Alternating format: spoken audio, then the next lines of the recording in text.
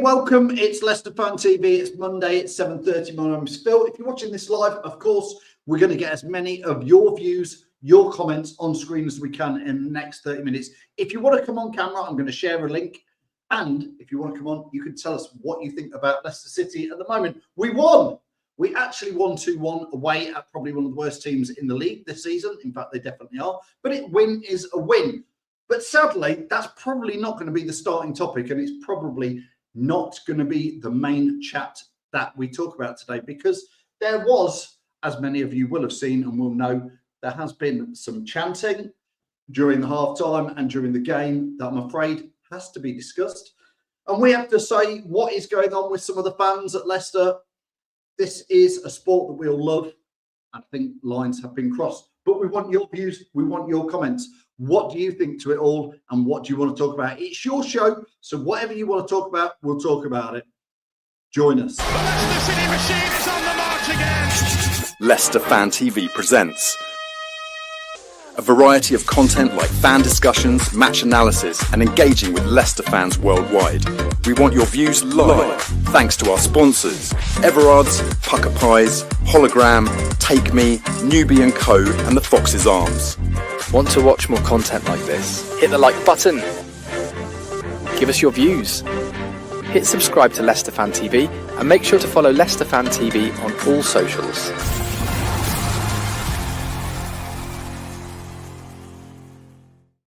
Yes, good evening. Welcome live for the next 30 minutes. You can follow us wherever you are, whatever social media platform, at Leicester Fan TV on all the socials. But we want to get as many of your views and comments in. I'm going to be joined very, very shortly by Ian Wright. No, not Ian Wright from Arsenal, but another Ian Wright, who many of you will know exactly who he is, and Jamie Reid, who can give their views. But of course, we want to get some of your views, some of your comments in there. Sean says a win's a win. It was a win's a win. We'll take 3 points. That's all that's needed. Matt, hope you're well, Matty. Come on, Matty, if you've got time. I know you've been busy, but how are you doing? I'm doing good in there. Prankster says, what were the death threat chants? Well, we'll get onto that, but there certainly was some very, very antagonistic, well, pretty nasty chants in there. I'm not particularly going to repeat them, but the words are out there if you want to go, certainly on X in there. Tony says, we got out of jail on Saturday. Marty got us set up wrong again, but a crap side let us in. They're not great, Norwich, but listen, a win is a win. And I think that kept Marty safe in his job. I think had we lost away at Norwich, it would have been a dicey situation. Robert says, hello to everybody. Tuscan Fox in the house. Good evening to you, Robert. Hope you're well over there in the USA. And here in the UK from Arizona, staying in Brackley, going to see USA on Wednesday. Well, Robert, are you still here for the Stoke game on the 22nd? Jamie from the Fox's Arms is back on the 22nd to see Stoke, so make sure you join us all down at the game in there. Andy says, good win, but not sure if it was a good display. I would agree with you there, Andy. I don't think it was a brilliant display. I think we got away with it. And, you know, we'll take the points. Mary says, good evening. Hope you're well. Gary says, we were lucky. Keep those comments coming in. Let us know what you think about everything that happened on Saturday. I'm going to add Ian in and Jamie Reid. Let's start with you. Welcome to the show. Ian, how are you? Yeah, hi there, guys. Yeah, thanks for having me on. Ian, let's just start off by letting people who perhaps don't know who you are and what you do, just talk us through what you actually do, which is Leicester City related. Yeah, so been season ticket holder for many years. I'm very often on BBC Radio Leicester. I also write articles for the Fossway website. Yeah, fantastic. And of course, most of you watching this will know exactly about Jamie Reid, who, for once, Reedy, you weren't at the game. You barely missed a game home and away for 10 years, but you actually weren't at the game on Saturday for various reasons. How are you? Yeah, I'm good, yeah. I was a bit ecstatic when we actually won the game in the last minute, but yeah, I wish I was there at that point, but majority of the game otherwise, but I'm glad I was at home. Indeed. Ian, you were at the game. What do you want to start off by talking about? Obviously, we normally talk about the game. We talk about how Norwich weren't brilliant and we weren't brilliant. But I'm afraid, I think, Ian, I need to ask you about the chanting. You were there. Obviously, lots of us heard it secondhand, seen clips, seen all sorts. Just talk us through what the scenes were like, Ian. Yeah, I mean, I'll be honest with you, guys. It was quite a subdued sort of atmosphere before the game. So I'd travel down on the train, and I've done loads of away games in the past, and quite often if you've got a train full of Leicester fans, there's a bit of singing and all that sort of stuff. That there was none of that really. It was a bit subdued. And I was in one of the pubs, 5-10 minutes from the ground, and same again. Not that usual sort of bouncy atmosphere that many of you will be familiar with.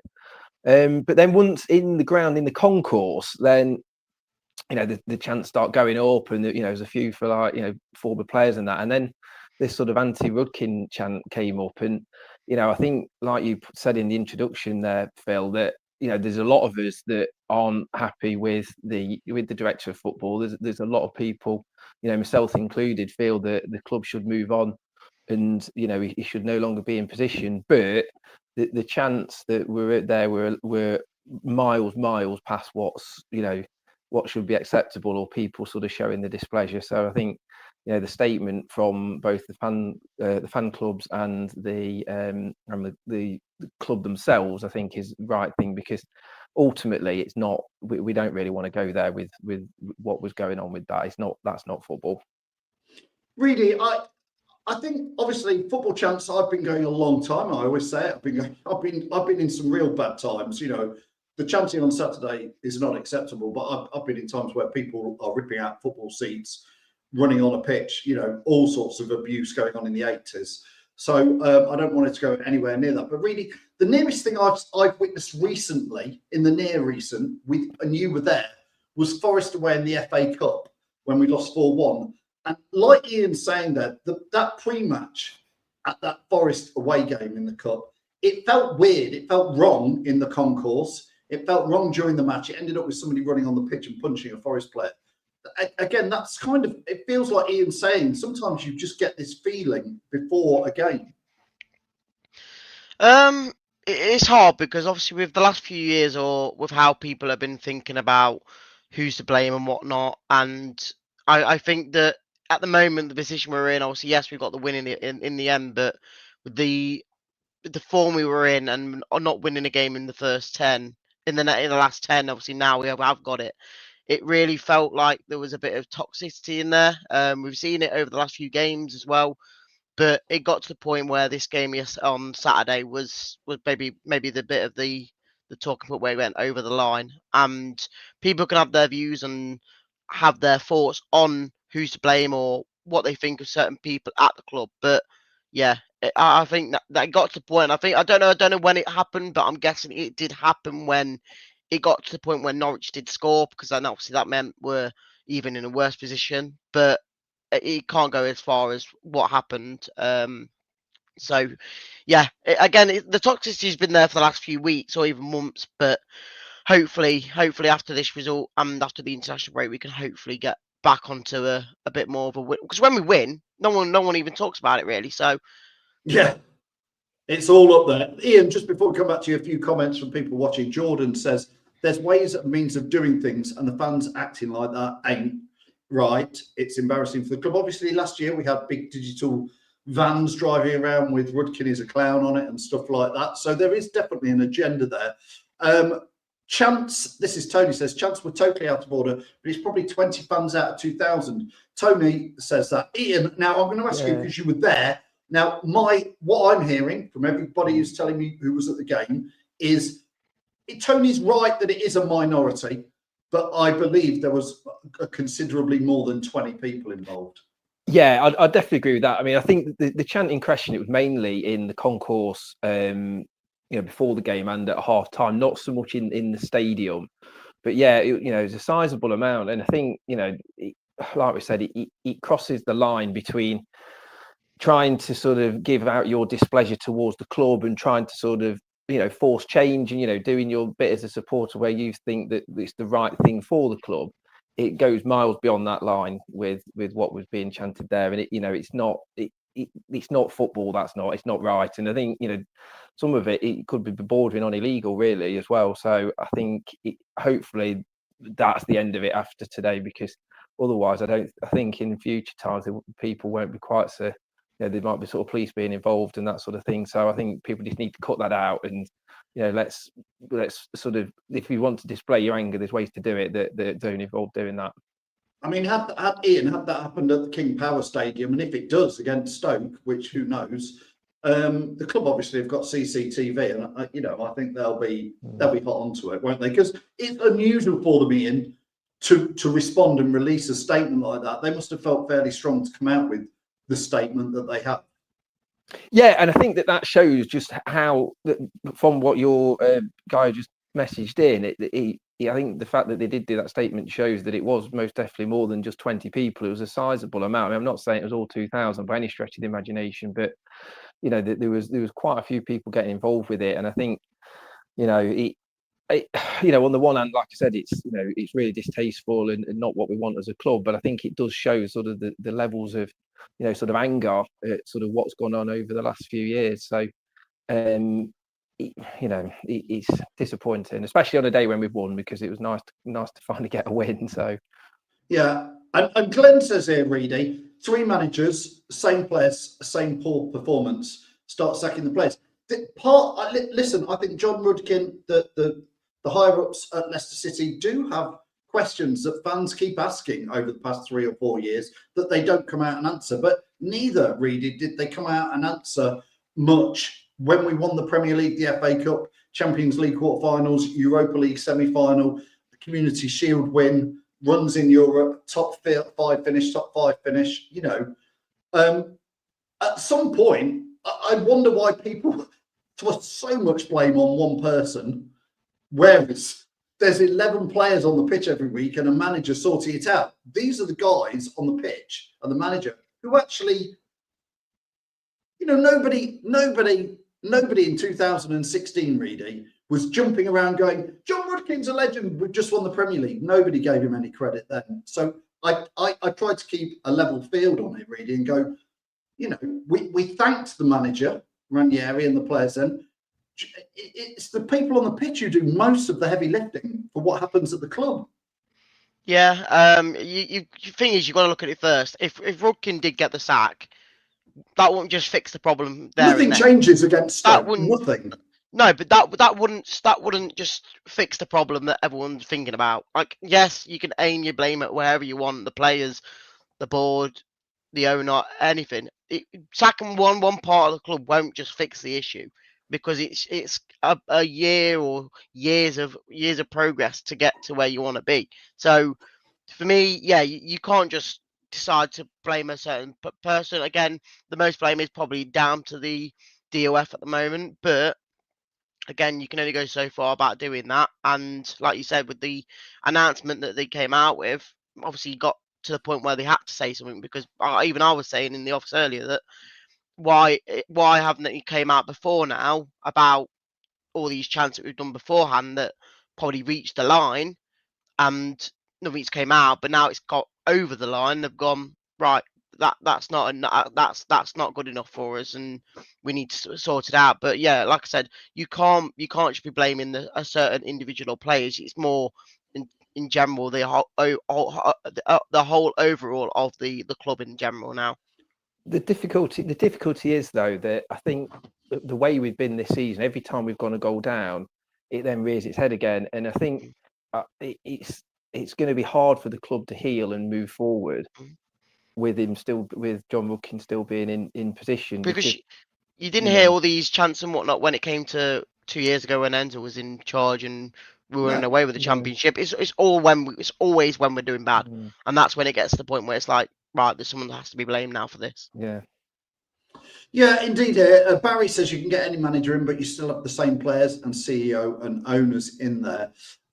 Barry also says it's not the first time our club has been a mess, but God, get a grip. There's more to life in there. Ian, Tony says here, we spent £2 million on transfers in 2 windows. Somebody needs to come out and explain things. But Ian, isn't it obvious? Like, we are being done for PSR, and we clearly broken rules because we've spent too much money. We're clearly, aren't we? Does it need that much explaining? No, I don't think it needs explaining, but I think it'd be nice to have an apology. if I'm being honest. I think that, like you said, that we've had two of the biggest. But sorry, Ian, can they apologise before we've actually been done? Because we Well, haven't been done yet. No, Like, and I suppose that there is an element of that, but the figures are there, aren't they? In the annual annual figures, and we've gone through two of the biggest losses in UK sporting history, back to back, and not only that, we've spent all that money and ended up back to where we started from. You could sort of live with it if it's a bit like how Chelsea have, and they've sort of maintained the position at the top and found a way through the books. But we've done everything we've done, spent all that money, and still ended up back in exactly the same position that we were in when King Power took us over. Yeah, indeed. Reedy, again, just before we move away from the Chants, because I do want to talk a bit of football, of course. Reedy, there's definitely been, and I've seen it, and it was heard at the game on Saturday, there has been some anti-King Power stuff. And again, I don't know, I just feel like some people have got short memories. I know everything's not perfect, but from somebody who's watched multiple different owners of Leicester City and guardians of it over the years, I can't thank Top King Power enough for what they've done, because I've just had the best 10 years of my Leicester City life. But some people just want a change. Yeah, I think everyone could probably agree that obviously after the Vichar loss, I do think that it has been obviously a progression of decline of where we've been. Again, it's not just that being the issue, but again, things have changed in the boardroom and whatnot, and people are having to blame someone for it, and that is going to be blamed on either Top or Rudkin or either the players or the manager. But again, it's got to get to the point where I don't think something has to change, because again, like you said, if something changes, it's not going to fix the problem instantly. It's going to have to be a couple of years' time, because if Rudkin goes, they've got to bring someone else in, and then they've got to have a few years to get into buying players or getting players in for the next few years and whatnot. But I think the one thing I've got to mention, obviously, and why people probably blame Top in the way, is because I think a few years ago, I can't remember when it was, but when he came out with having an internal review, I think it was after the first relegation, and that's basically saying that we're going to look at our own homework and say where the issue was, and they didn't come out and say anything after that. I think that's maybe one thing that started the whole maybe Top out thing, because again, they came out with something saying that they'll look at their own work and see what the issue was, but obviously nothing else came out about it. So that's maybe another reason why people are blaming King Power. I think the difficulty with this is you're absolutely right, Jamie, that we've lived the dream, haven't we? And Fish Eye and Top and the King Power owners, we hit the jackpot with them, and we had some fabulous times. There's no point ignoring that. We've achieved things that most of us had never dreamed of achieving. But I think the difficulty for me is that over the last few years, there seems to have been a decline in almost nobody having the hand on the wheel, and that's obviously Susan Whelan's gone. We've not replaced the CEO. Top's now owner and CEO, but he's not. I can't remember seeing him at any games this season. Maybe someone will come on and correct me on that, but I've not. It doesn't feel like he's about. As you've said, we never hear from John Rudkin. He's never done any media or anything, and I think we're in a position where, like I say, we've gone from them stellar days. We're gradually sliding down the table. 2 wins in 11 or something in the Championship, and this, we're still not hearing from anybody. And it's almost like, is anybody actually in charge? Is anybody, making decisions? And that permeates to on the pitch. People on the text stuff blaming the players and things. You almost feel as a fan that we'll get to January and it'll be like, oh, blimey, transfer window's open. We better think about it. It doesn't feel like when Vishal was here, you felt like there was a plan all the time. You had key people, key roles all the way across the club, but it doesn't feel like there's any of that. You don't hear from anybody. And from my point of view, I just feel that there's no one in charge at the minute. And Marty's the only person who ever gets put up for any media or. It's not, I'm not saying that they need to come and on a show like this or anything like that, but it doesn't feel like there's that presence of somebody steering the ship. No. Ian, just before we move on, the chanting, do you fear it could happen against Stoke if the game doesn't go the right way? Yeah, it'll keep happening, Phil. Every time we go a goal down, it will be. I think that violent type of I'm hoping not that. Chants. I'm hoping not that one, no, because that, like I said, it's unforgivable. That is, we can't be doing that. We need to be better than that as fans, and we're not going to, we're not going to achieve anything with chants like that. But I do feel that there is that toxicity now, and I think that there's too much water's gone under the bridge for a lot of people. You think, you do feel that? Feel it's gone too far, Ian? Yeah, I do, definitely. And I think, not just with the boardroom, I think it's the same with a lot of the players that we've got on the pitch. That you do sort of sit there as a fan this season and you do look at that squad and you think, in an ideal world, I probably wouldn't want 15 of them to be in the club anymore. So I mean, I would totally agree with you. And just before going over to Reedy, Ian, the actual match on Saturday was, 3 points is 3 points, but you were playing the worst team in the league. They haven't won at home. Well, they're only second, aren't they? I mean, I need to check the table, Reedy. They're only second worst because Sheffield Wednesday got 12 points deduction. Is that right? Yeah, you're right. Yeah. So they are the worst team in the league. They haven't won in 7 at home. Ian, how obviously last-minute winners is great. We take something from that, but performance wasn't brilliant. It wasn't, but I mean, you look at it, and this feeds into everything we've been saying. That's only the 8th win we've had in 2025. 8 wins in the whole year. I mean, people talk. People try to do top trumps on what was the worst team that they'd seen and all that. But I can't remember many times where we'd only won 7 games by bonfire night in a season. So to come up, I was in Norwich and stayed over in Norwich, and I must admit it was nice to go out at night with a win under your belt. Do you know what I mean? We've not had that very much. So, but yeah, it was like it's been a lot of the season. We were terrible for 70 minutes. We really didn't play well at all, and we looked, dead even with, like you say, the worst team in the league. But then all of a sudden, last 20, it was like a different team. It transformed, and in the end, we scored the 2 goals and probably we had enough chances to maybe score another 2. So, which has been unlike us, hasn't it? We've struggled to, we've perhaps been creating 1 chance a game, haven't we, over the last few weeks? So to suddenly get a glut of 4 chances in 20 minutes was like Christmas time. Yeah, Tony says we've scored 13 goals since January, the first, but scored 6 against Marty's QPR. That was in the FA Cup 6-1 win. In there, Reedy, Andy says here, we are a top 3 squad and they're severely underperforming. I actually would agree with what Andy says there, because like Ian's just said, if you look on paper at those players, not only are they paid way more than most other teams' players are paid, if you look at them, you go, that guy's a Belgium international. That guy's played in a Champions League final. That guy, you can go on and on through the things.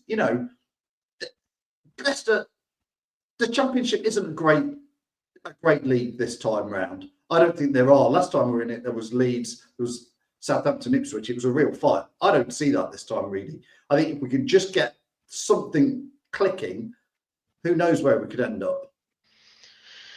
It's hard because I think over this season, and I know people will probably disagree with me, but I think overall, as much as we've not performed very well, I think we've had positions in the games where we've probably should and got wins. I think there's about 3 or 4 at home already where we've gone 1-0 up and then we've conceded later on in the game. Wrexham. We've ended, Wrexham, Portsmouth, Blackburn. Obviously, they got 1 as well. But what? Well, Blackburn, they got 2 and we were useless, so I wouldn't pull No, that. No, I get that. I'm just, but we went.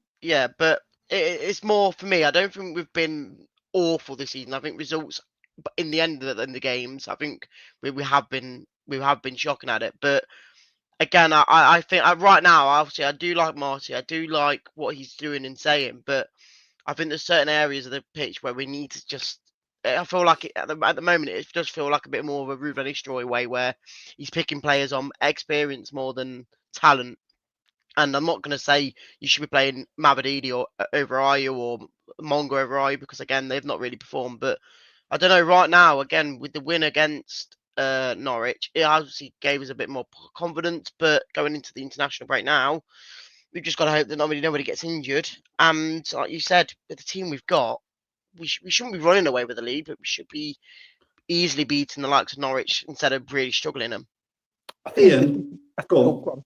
No, I'll just say the difficulty we've got with the current squad is that I don't think that defence just won't keep clean sheets. They're just not very good. You know, there's players in there that individually make mistakes, but I just don't think they're very good as a collective. You know, the fact that Ben Nelson's come in and then got injured, an absolute body blow, because you know he's the one that's within there that's got a high ceiling and you know can improve. But the other players in there, you know, that they are what they are and they'll continue to be that. So I haven't got the confidence in the defence, and I think up front, like we've talked about, you know, Daka's not scored for 50 games. You know, Jordan Ayew will only ever get sort of 4 or 5 a season, and you know we've brought Carranza in, and I think he's on something like not scored for about 15, 16 games across the two clubs. So you know that we are struggling in those areas, but there is some quality in there. I think you know Fatawu obviously top notch. You know Mavididi did really well when he came on. He looked really lively the other day. You know, obviously you know Monga's an incredible player and he'll be a great talent. You know, we just need to look after him and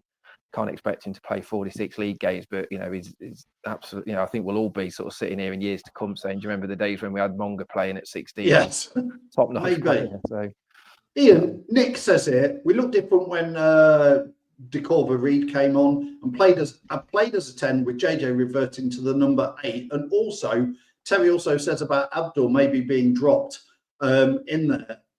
It feels like, Ian, that week in, week out, we have some players who perform and some players who don't, and it's just not. There's no consistency. Fatawa could have a great game and then can have 2 games where all he does is he's cut in and puts it in row Z. Mavididi can be ineffective for 5 games and then has 1 game where he comes good. What's your take on, Decorva Reed for a start, you know, consistency? Consistently inconsistent. I mean, Decorva Reed did really well, obviously scored and, you know, had a good hand in the winner. But I think what will probably happen now is he'll probably start the next game and then he'll be completely anonymous again, like he has been for the previous 18 months. I think using him as a sub is probably the way to go, you know, but we're so light in that area of the pitch, especially with Page, you know, being away with the England team, that, you know, Decorva Reed probably will come in, but you know, same again, he's not a player that can play 90 minutes. He struggles to cover the ground across the pitch. And I think, but he was good in that situation whereby we'd pin them, you know, there wasn't much running to do on Saturday. We'd pin them in and it was just a case of us, you know, trying to unlock the door, and he did that really well. So, but yeah, I think, you know, you're right in that the league isn't looking great. Like I said, that we look pretty even with Norwich, who are the worst team, and we look pretty even with Middlesbrough, who are one of the best. Yes, and with Coventry. Yeah. So you know, when Coventry, nothing special when we played them. Yet they've steamrolled everybody else. But I think, you know, there's not going to be a great deal in it. It's going to be a really tight league. But I think what we need to do as a club is try and move on some of these high earners again in the transfer window if we desperately can, especially the ones that are coming to the end of their deals, who are going to walk away for free in the summer anyway, so that we can try and hopefully bring in a striker, because I think that's going to be the thing to unlock, you know, a few more points in the second half of the season. Sadly, Ian, I don't think we'll get rid of any of those that you want to get rid of, because they'll all just go 4 months later for free, and teams will hang on.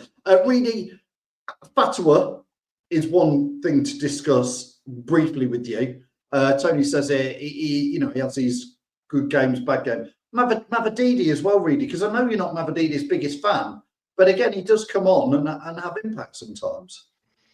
I know Mavididi's got talent, and that's what I'm going to say firstly, because I'm not. I've got an agenda over him. I don't think he's the worst player in the world. I think he's got talent. Just at the moment, he just feels really lazy, sluggish, and every time he gets the ball, he doesn't seem to want to attack his player on the wing. For me, right now, like he got dropped a few games ago. He came back in. I thought, right, this is your time to shine and show us what you can do. He did it 2 years ago. Why can't he do it now? And I just feel maybe one factor is Monga's come in and shown him that he's not done amazing, but a 16-year-old coming in over him probably gave him a bit of a hit at the backside. And I don't know, something's got to change, because I think out of all of our wingers, he's probably one of the best we've got. But right now, there's no chance he's going anywhere near the team. Fatawu, I don't know. I've called him a one-trick pony before, but when the one-trick pony works, it works and it looks quality. But I think for me, the defence I've got on Fatawu is the fact that teams know what to do with him now. back him up with 2 or 3 players, and he's not going to get through. And then people will say he's not playing great, but he can't beat 3 men in one go unless you're a Messi or someone like Riyad that. Who's Mahrez, gonna, yeah. I'm not which he saying I'm ain't. not. Yeah, he's Well, he's not. Like, not. he's still a quality player, but when you've got 2 or 3 men on Ian, him, someone's got to be there to help him out. Ian, you look like you wanted to jump in. Yeah, I think what was encouraging with Fatu at the weekend was that winning goal, because that was a cross on his right foot. Now, if he can do a bit more of that, that will keep people guessing. But yeah, I mean, I think we're in a position with Fatu, aren't we, where he's by a mile our best player, and the opposition manager is going to be starting his team to it with. We need to keep him quiet, and it's always difficult when you've got that, and then you haven't got anybody on the other side or any other any defenders looking at that lineup on Saturday. You're not going to worry about, are you? And you've not got to worry about Daka, have you? You're just going to focus on keeping Fatu quiet, which they did for a while, but then he did come good at the end. And like I said, he had a great chance to score himself. And that cross, if he can do more of that on his right foot, that really will sort of progress him and lift his ceiling up a bit. These as well, though, these are the sort of chances where you said, oh yeah, but if you put balls in the boxes, who's going to be there to finish them? And no, if JJ wasn't in that 10, if JJ was in the 10 role, he probably wouldn't have scored it. Whereas he got put back into his number 8 role where Bobby Reed came in the 10. For me, that's where he obviously said when he first joined, he likes to do the late runs into the box. For me, it's a great goal. Probably wouldn't have scored them. It was a great goal, though. I mean, I'm sort of in my 40s, so sort of seeing some of the old style football and some of the new style football. A winger getting wide and sticking a cross in, and someone powering an header in. It was brilliant to see. It was like, we're trying to walk the ball in, don't we? And it goes back, it goes across, and all that. It was a really great moment. You could see us building it, from the away end. You could see that ball went through from Decore. You just think Fatu would just cross it, and then he came steaming in. It was really good. It reminiscent of a few Andy King goals over the years. Who would have thought, Ian, that you don't need to do passive possession football all the time? Who would have known that was an actual way to score a goal? Listen, Daka's anniversary on the 3rd of December. We'll be looking forward to that. 1 year since Patson Daka scored a goal. I'm not sure I've ever celebrated a 1 year anniversary of a Leicester City striker who just can't score, but hopefully he'll break that. Just quickly before you go, Ian, obviously we've got international break now, but Stoke riding high 3rd in the Championship. Again, like we say, you can win or lose to the teams at the bottom. You can win or lose to the teams at the top.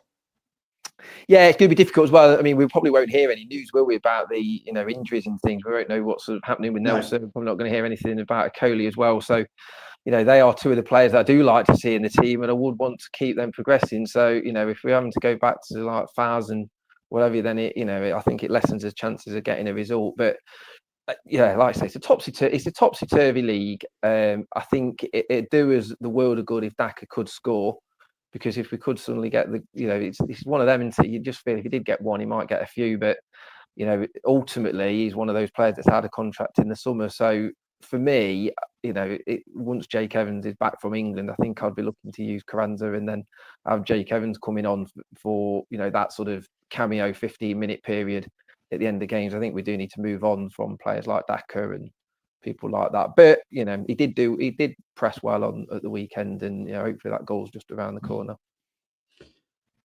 Let's hope so. Reedy will be bringing the birthday cake in on the 3rd of December, won't you, Reedy? To my little Patson Daka party. Is that right? To be honest, now I'd get Daka to bring it in, but obviously he'd drop it and miss the right door to come into, wouldn't he? Yeah, probably. But I'd say right now, out of the 3 strikers we've got over the last few games, he's been the best one we've got, and that's tough to say. That's shocking. I know AU scored a. He's actually not, because he's not scored a goal, Reedy. Yes, I know AU scored a penalty, but come on, like what he does off the ball. Yes, no striker has scored a goal recently other than AU in a penalty, but for me, what he does off the ball is probably the best we've got out of the 3, and that's not even me saying it because I like him, but. Just briefly, in JJ, again, it probably for me at the moment this season our best player, and he's not even a true Leicester City player because he's on loan. Would you agree that he's looking the one? What I don't get is how can this guy on loan look so much more bothered, determined, than compared to some of the other players? Yeah, he's definitely he leads the way. It definitely does. And, once again, it's frustrating. It goes back to what we were talking about earlier, isn't it? It's frustrating in that we've been so poor in the transfer market. We've brought in so many players that just had no impact, players that have been at the club and just not improved. But, Jordan James has improved every game this season and he's getting better and better. And I think, like I said, he is a bit of a throwback to that sort of player. He's the sort of player that you want to watch as a fan. He's got that passion and stuff, but he's also got loads of quality as well. He can find a pass. He can, score goals. It's a long while since we've had a player like that, that we've brought into the club. So, thankfully it's a loan with an option to buy. So we should be triggering that straight away. I think the one thing with Jordan James, that when you were saying about why does he care the most and whatnot, I think the reason why, mainly for a lone player, is he obviously went to Rennes from Birmingham a year or two ago. He obviously wasn't getting into the side, and for someone like that who wants to play football, he wants to get into the team and he wants to play. So that's why he took the chance to go to Championship, other than the French league. Again, going from the French League 1 to Championship is a drop off, in my opinion. So he obviously just wants to play football, and coming into Leicester and getting into the team, he just wants to play football as a whole. He doesn't care about just sitting on the bench like a Danny Ward. He wants to play football. Young, hungry player with something to prove, and that's what we used to be good at. They were the sorts of players that used to be our trademark, and for some reason we moved away from that way of doing things and brought too many in at the end of the contract, at the end of the careers, and we then ended up with this sort of stale, leggy team. Which is why, Ian, there's the Rudkin out type of chance. But the reality is, and I'm not defending Rudkin, Ian, at all here, but it was a different game then, because we were finishing in the top 5 or 6 of the Premier League, going for Europe. We were trying to. Sumari, I think, is rubbish, but I can see what they were trying to do. Yeah. Faze, I don't rate him, and Daka, all these players, I can see what they're trying to do. That they were like, if you look where they come from, you go, Patson Daka scored loads. Faze, Belgium international, Sumari played high level, won the French league, didn't he, really, the year before he came with us? So I can see what they're trying to do. And they built a house of cards with expensive players, and it didn't work. The old model, like you say, Ian, we all liked, but it wasn't the model that you could sustain to challenge in Europe. We had to go. Just paying them too. That's the thing, that we're paying them too much. And then with somebody like Sumari, somebody like Daka, ultimately, maybe 2 years in, you want to be moving them on. But we've eternal difficulties in moving players on, because probably mainly because of the fact that we pay them so much money. I mean, I was reading today that Luis Diaz, who went to Bayern Munich, didn't he, from Liverpool? It sounded like he was on a similar sort of salary at Liverpool that Danny Ward was on at Leicester, and you're like, it's no wonder we've got in the mess that we're in if one of Liverpool's best players is earning the same as Danny Ward. So, I mean, obviously he's earning a few more quid now at Bayern, but still. Listen, thanks so much for joining us, Ian. Let us just remind everybody who's joined us maybe a bit late where they can see and follow your work. Yeah, so very often Radio Leicester, also writing the Fossway website. So please have a look at those things. There's lots of good content on there, and it's a real pleasure to join the show and speak to you guys. Thanks, Ian. Hopefully get you on again. You've been great. Talked a lot of sense. Unlike me and Reedy. Yeah. You know what I was going to say. No, Reedy, you've actually talked quite a lot of sense. I always do. You've talked more sense, Reedy, when you've not actually been to the match. I think there's something going on there. It's because I have my favourite little opinions when I actually watch the game. So it's with the aid of replays you realise you're not quite right in the heat, cut and thrust of it. Anyway, listen, thanks Reedy for joining us. Thanks Ian for joining us, and thanks everybody for all your views and comments. We can't do it with all your comments, without all your comments. So thanks so much. I'll see you next Monday. Enjoy international break. It's a bit of a breather, at least. We can relax for a few days. The Leicester City machine is on the march again. Leicester Fan TV presents a variety of content like fan discussions, match analysis, and engaging with Leicester fans worldwide. We want your views live, thanks to our sponsors, Everard's, Pucker Pies, Hologram, Take Me, Newbie & Co, and the Fox's Arms. Want to watch more content like this? Hit the like button. Give us your views. Hit subscribe to Leicester Fan TV and make sure to follow Leicester Fan TV on all socials.